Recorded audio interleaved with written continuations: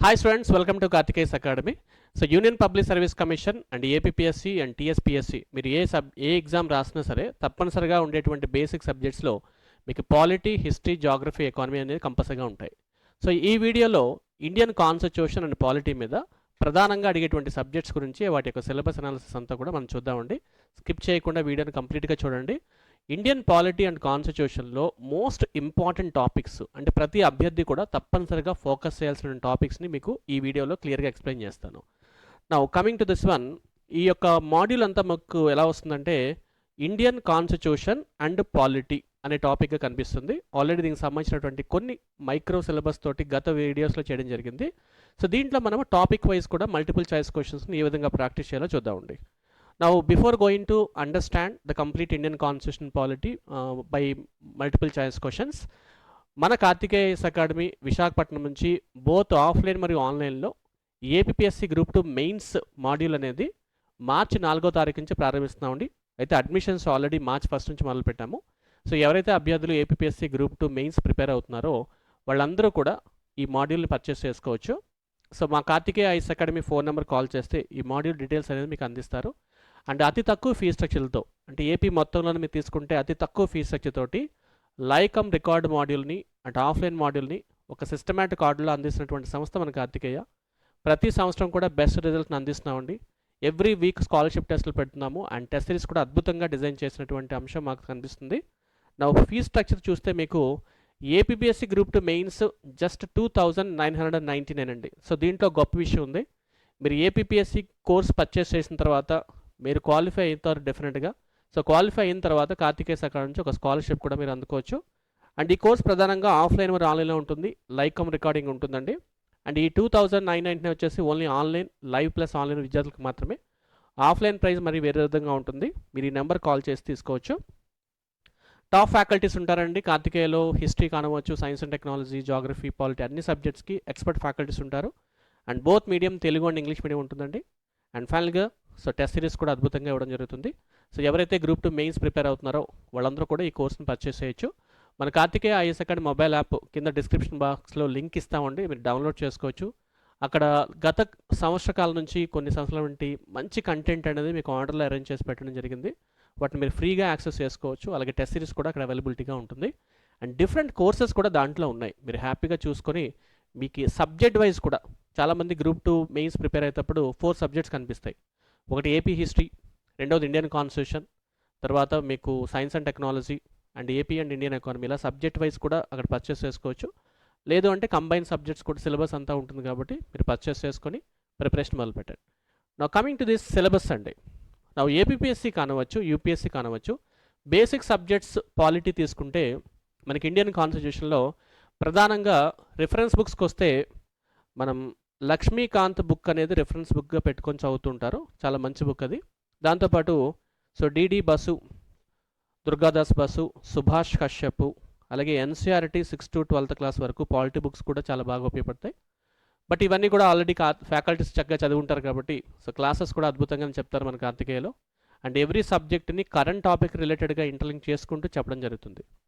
నా ఫస్ట్ ఇవ్వండి basic topic చూస్తే మీకు స్క్రీన్ మీద కనిపిస్తున్నాయి. ఇవే ప్రధానంగా ప్రతి అభ్యర్థి కాంపిటేటివ్ ఎగ్జామ్లో ప్రిపేర్ అవ్వాల్సినటువంటి టాపిక్స్ అండి. దాంట్లో ఫస్ట్ టాపిక్ వచ్చేసి historical development of Indian constitution, అంటే భారత రాజ్యాంగ అభివృద్ధి పరిమాణ క్రమం.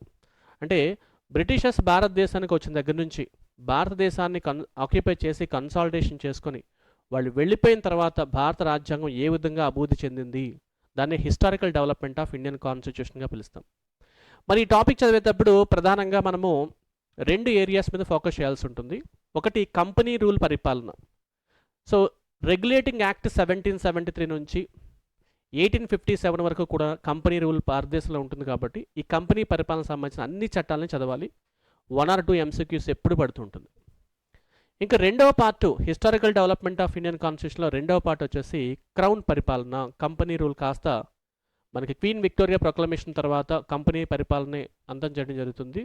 అండ్ బ్రిటిష్ ప్రభుత్వం అనేది పరిపాలన సాగిస్తుంది కాబట్టి ఈ కంపెనీ పరిపాలన నుంచి ప్రభుత్వ బ్రిటిష్ గవర్నమెంట్ పరిపాలన స్టార్ట్ అయిన దగ్గర నుంచి వచ్చే చట్టాలన్నింటినీ కూడా క్షుణ్ణంగా చదవాలి, చాలా ఇంపార్టెంట్. దాంట్లో మింటో మార్లే రీఫార్మ్స్ ఇటీవల గ్రూప్ 2లో అడిగాడు, చాలా ఇంపార్టెంట్ క్వశ్చన్ అడిగాడు. కంపెనీ పరిపాలన నుంచి ఒక క్వశ్చన్ అడగడం జరిగింది, క్రౌన్ పరిపాలన నుంచి ఒక ప్రశ్న అడగడం జరిగింది. కాబట్టి సో ఈ ఏరియా చాలా చాలా చాలా ఇంపార్టెంట్. అండ్ డెఫినెట్గా ఈ ఏరియా కూడా కాస్త కష్టంగా ఉంటుంది. అభ్యర్థులు చిన్న చిన్న ఏరియాస్ని కన్ఫ్యూజ్ అవుతూ ఉంటూ బిట్స్ పాడు చేసుకుంటూ ఉంటారు. కాబట్టి మేము ఇచ్చేటువంటి ఈ మాడ్యూల్లో ప్రతి ఏరియాని ఎక్కడ ఫోకస్ చేయాలి, ఏ ఏరియాలో క్వశ్చన్స్ అడుగుతాడని మీకు అందిస్తామండి. మీరు ఒకసారి చూడండి. నా తర్వాత ఫార్మేషన్ ఆఫ్ ఇండియన్ కాన్స్టిట్యూషన్, భారత రాజ్యాంగ ఫార్మేషన్ ఆవిర్భావం ఏ విధంగా జరిగింది, దానికి ఏర్పాటు చేసిన కమిటీస్ ఏంటి, అలాగే doctor B R Ambedkar and his team what kind of sources they have adapted while framing this Indian constitution. So ఇవన్నీ కూడా సెకండ్ యూనిట్లో మనకు కనిపిస్తాయి. వీటి మీద కూడా మనము మల్టిపుల్ చాయిస్ క్వశ్చన్స్ మనం ఈ మాడ్యూల్లో ప్రాక్టీస్ చేయబోతున్నామండి. సో రేపటి నుంచి ఈ టాపిక్ వైజ్ హిస్టారికల్ డెవలప్మెంట్ మొదలుపెట్టి అన్ని టాపిక్ మీద కూడా ఒక సిస్టమాటిక్ ఆర్డర్లో కార్తికేయ ఐఏఎస్ అకాడమీ యూట్యూబ్ ఛానల్లోని మరియు టెలిగ్రామ్లోని మరియు మన యాప్లోని ఈ క్వశ్చన్స్ అప్లోడ్ చేయడం జరుగుతుంది. ఈ సబ్జెక్ట్ని బాగా ప్రిపేర్ అవ్వండి. మార్చి 17వ తారీఖున ఏపీఎస్సీ గ్రూప్ 1 ఎగ్జామ్ జరుగుతుంది. దానికి పాలిటీ వెయిటేజ్ కూడా 30 మార్క్స్ వరకు ఉంటుంది. కాబట్టి ఈ మాడ్యూల్లో మీకు డ్యామ్ షూర్గా 20+ క్వశ్చన్స్ పడతాయండి. హ్యాపీగా ప్రిపేర్ అవ్వండి. So this is a gift to the APSC group 1 aspirants and prepare well.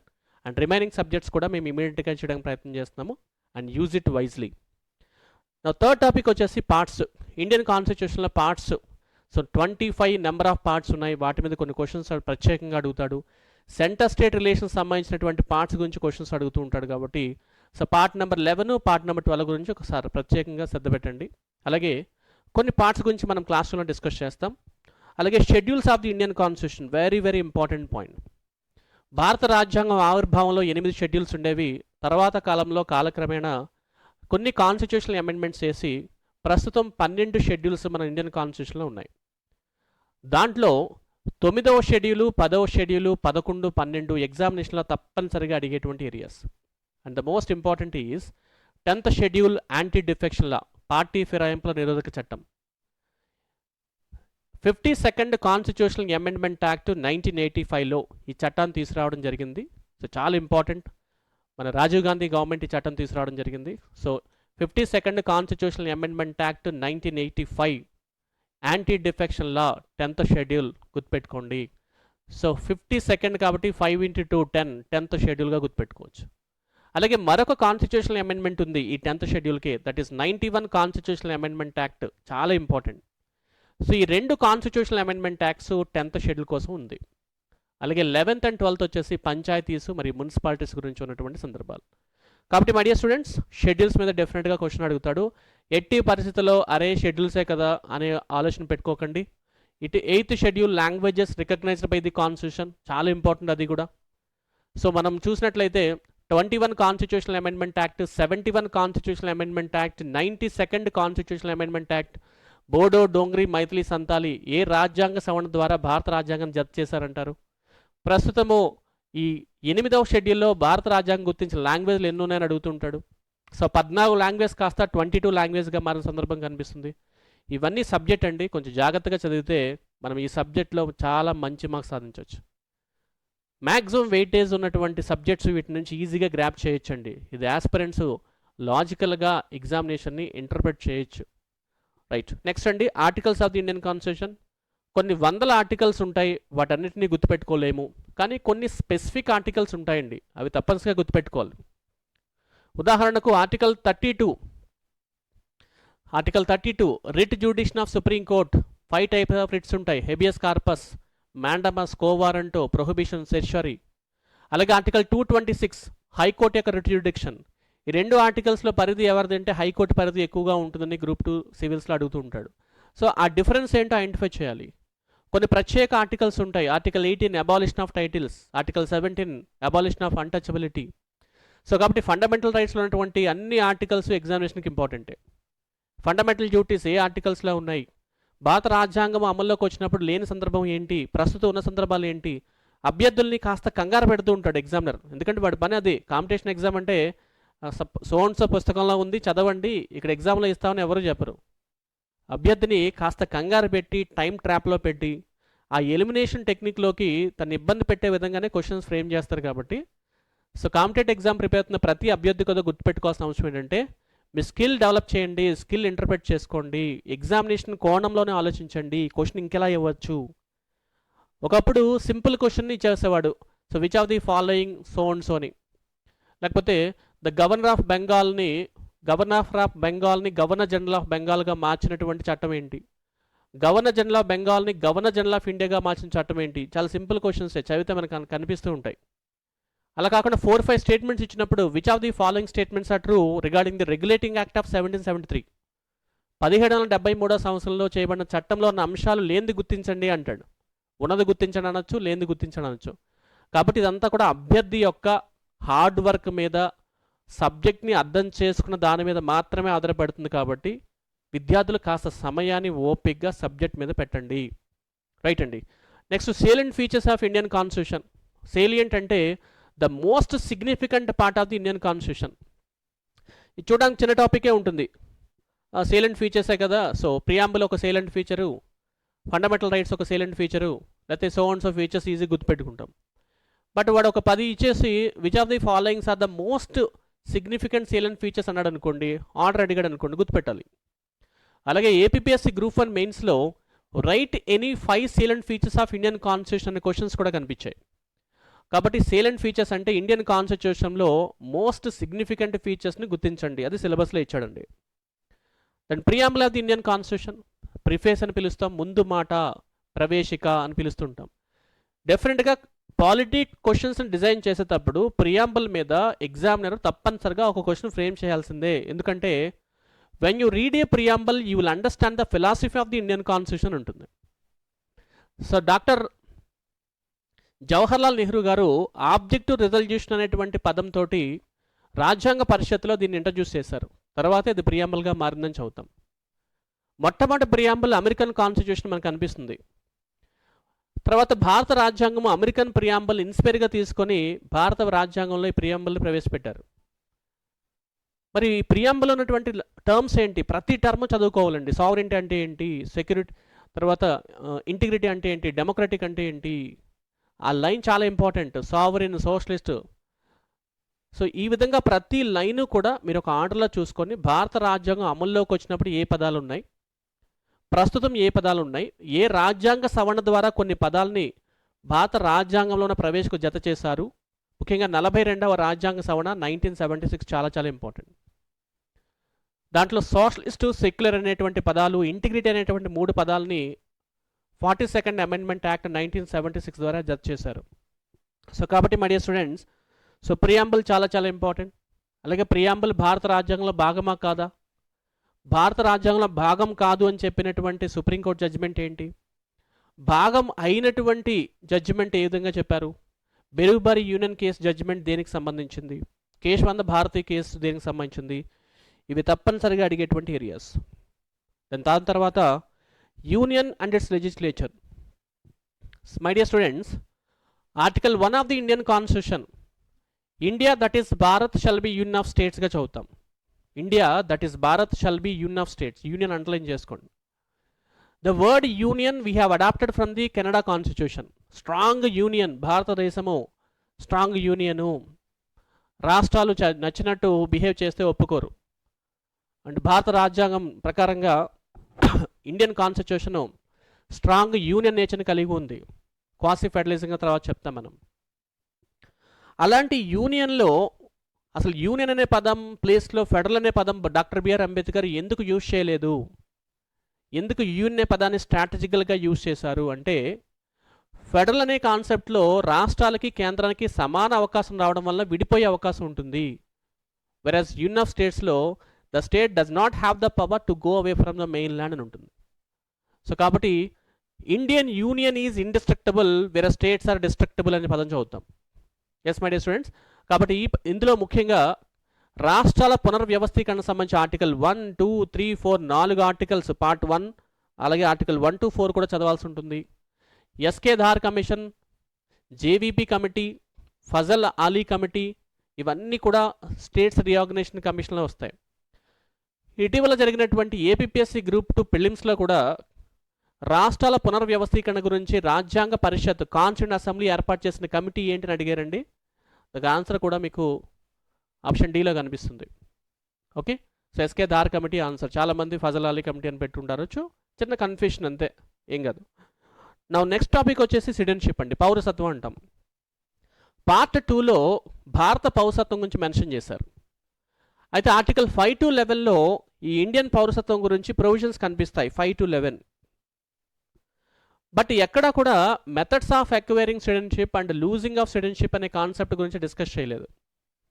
కానీ 1955లో సిటిజన్షిప్ యాక్ట్ 1955లో 5 methods of acquiring citizenship and 3 methods of losing citizenship అనే కాన్సెప్ట్ కనిపిస్తుంది.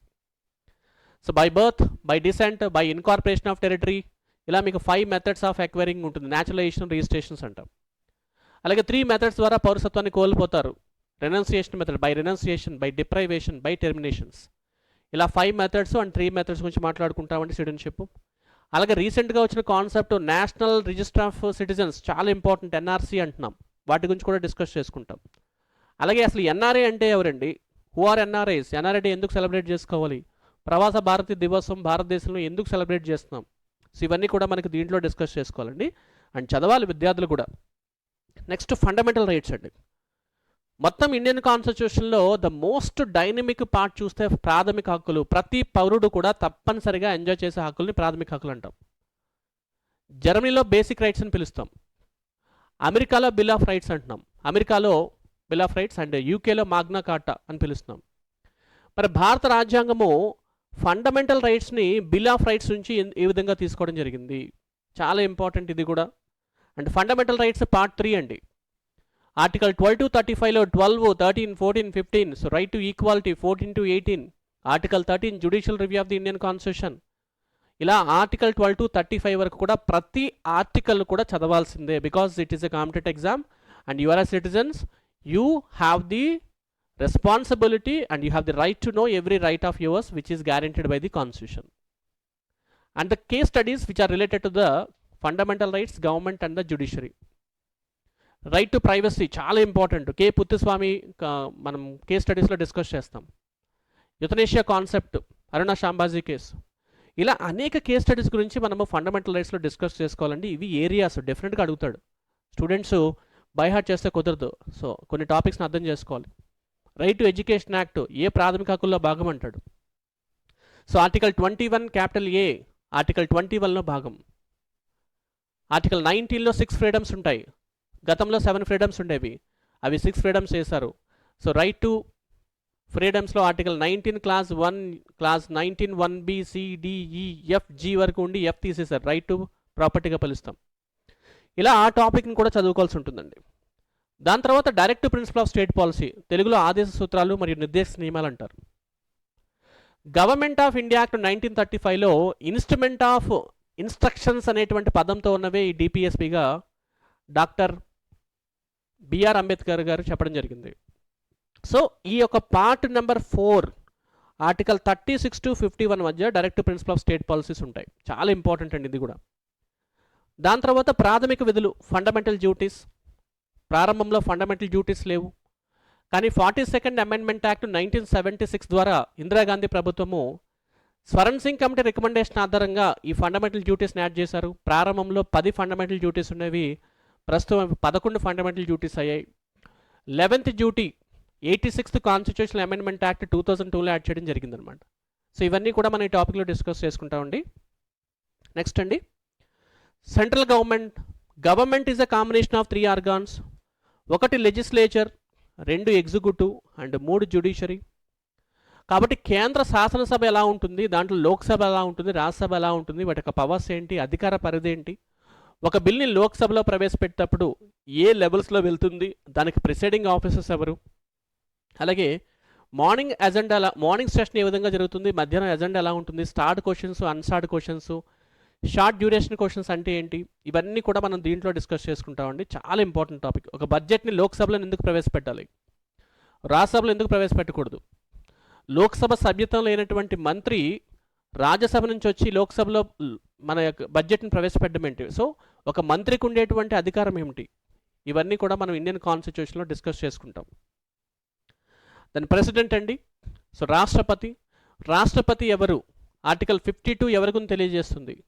53 ఎగ్జిక్యూటివ్ పవర్స్ ఏంటి, రాష్ట్రపతికి ఎన్నిక ఏంటి, ఎలక్టోరల్ సిస్టమ్ ఏ విధంగా డిజైన్ చేయబడింది, రాష్ట్రపతికి ఉన్నటువంటి సాధారణ అధికారుల దగ్గర నుంచి emergency powers, national emergency, state emergency, financial emergency ఎన్ని రోజుల్లో ఇంప్లిమెంట్ చేస్తారు, రివోకింగ్ చేయాలంటే ఎలా చేస్తారు, ఒకసారి ఎమర్జెన్సీ ఇంపోజ్ చేసిన తర్వాత ప్రాథమిక హక్కుల మీద వాటి ప్రభావం ఎలా ఉంటుంది, ఇవన్నీ కూడా రాష్ట్రపతి గురించి చెప్పేటప్పుడు చెప్తామండి.